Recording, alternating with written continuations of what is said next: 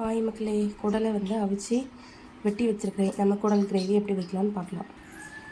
பாருங்கள், இதில் வந்து குக்கரில் எண்ணெய் ஊற்றிட்டேன். இனிமேல் தேவைக்கு நம்ம கொஞ்சமாக சோம்பு போட்டுக்கலாம். இங்கே பாருங்கள், கொஞ்சமாக தான் எடுத்துக்கேன்.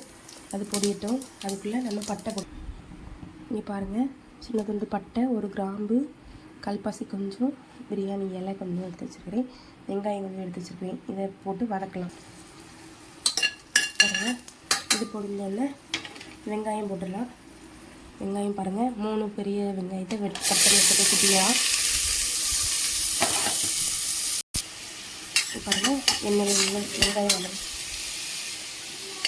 வெங்காயம் வதங்கினதுக்கப்புறம் நான் காமிக்கிறேன்.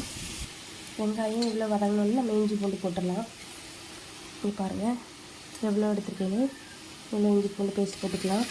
இது நல்லா 10 வாசனை போகட்டும். நீ பாருங்கள், நல்லா இஞ்சி பூண்டுலாம் மிக்ஸ் ஆகி நல்லா எண்ணெய் பிரிஞ்சு வந்துட்டு, அதுக்கு இடையில நம்ம 4 தக்காளியும் மிளகு சீரகத்தை அரைச்சி வச்சுருக்கோம். அதை இந்த பேஸ்ட்டை அந்த உள்ளே ஊற்றிடலாம். பாருங்கள், ஊற்றி மிக்ஸ் பண்ணிடலாம். பார்த்திங்கன்னா நல்லா மிக்ஸ் ஆகட்டும். அதுக்கப்புறம் காமிக்கும். நல்லா எண்ணெய் பிரிஞ்சு வந்துருச்சு. இப்போ பார்த்திங்கன்னா எண்ணெய் பிரிஞ்சது தெரியும்.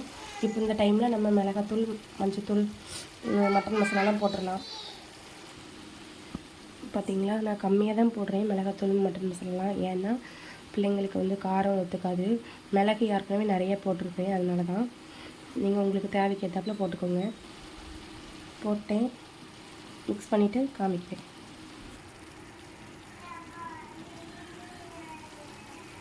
நல்லா மிக்ஸ் ஆகிட்டு இந்த டைமில் நம்ம ஏற்கனவே குடலை அவிச்சிட்டு தண்ணி வடித்து வச்சுருக்கோம். அந்த தண்ணியை கொஞ்சமாக ஊற்றிக்கலாம்.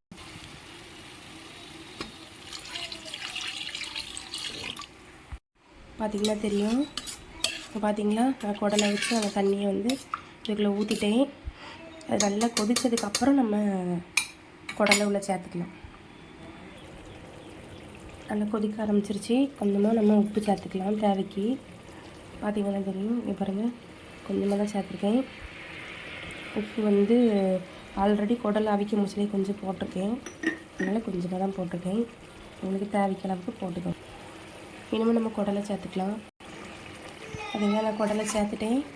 நல்லா கொதிக்க ஆரம்பிச்சிருச்சு. இந்த டைமில் நம்ம குக்கரை வந்து மூடி வச்சிடலாம். ஏற்கனவே விசில் விட்டுருக்கிறதுனால 5 விசில் விட்டு எடுத்துருக்கேன். அதனால் ஒரு 3 விசில் வந்தோன்னா ஆஃப் பண்ணிடலாம். ரெடி ஆனதுக்கப்புறம் நான் எப்படி இருக்குன்னு காமிக்கிறேன். கமன்னு குடல் கிரேவி ரெடி ஆயிடுச்சு மக்களே. குடல் வந்து ரொம்ப நல்லது. குடல் புண்ணு இருந்துச்சுன்னா குடல் புண்ணு ஆற்றும். அதனால தான் நீங்கள் சின்ன பிள்ளைங்க இருந்தாங்கன்னா காரம் கம்மியாக வச்சு செஞ்சு கொடுங்க. தேங்க்யூ.